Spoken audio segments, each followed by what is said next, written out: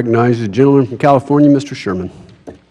Mr. Chairman, I feel like I'm at a ballroom dance on the deck of the Titanic.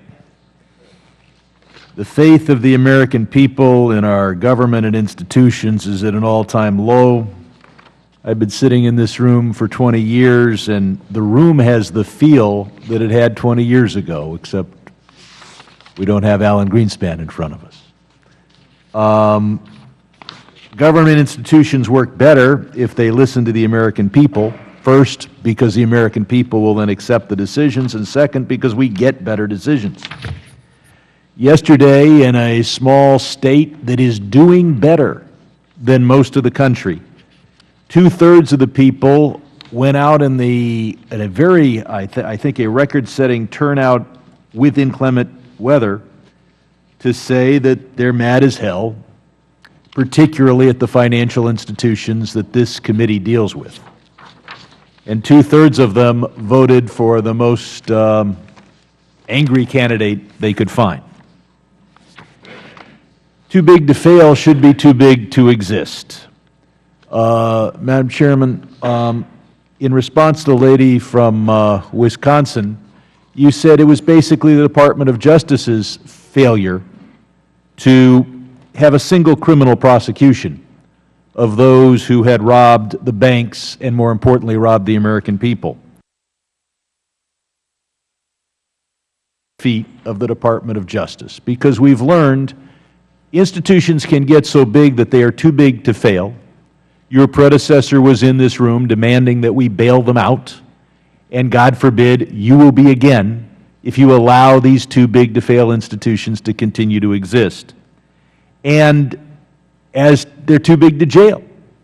And as you point out, you may bar somebody from the banking world. Gee whiz, in a country with more people incarcerated than any other country in the world, is it really adequate to those who steal hundreds of millions and billions to say, well, you can't go back into the banking world? So I'll ask you, as a member of FSOC, we need moral hazard to make sure that major economic decisions made by the giant banks are made correctly. They don't have a moral hazard in the sense of not being able to get capital. People are flooding them with capital at rates that are said to be up to 80 basis points less than they would pay if there wasn't a belief that we would bail them out. So the too big to fail won't be allowed to fail. As you point out, DOJ won't put anybody in jail. The solution is use your power under FSOC to break them up. Are you going to break up the too big to fail institutions? I've asked you that before. I'll ask you it again. I think I know the answer.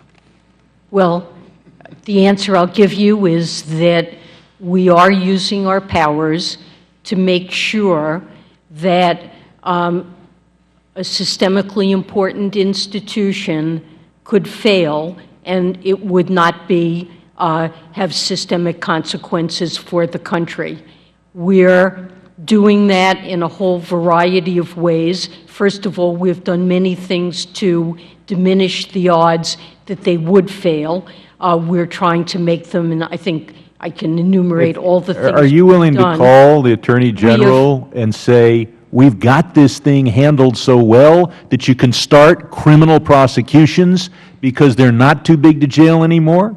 So I said that I am in favor of going after individuals who are guilty of wrongdoing. With such penalties as barring them from the banking system. I want to move on. Those are the sanctions that the Federal Reserve can impose. I need to move on to another question.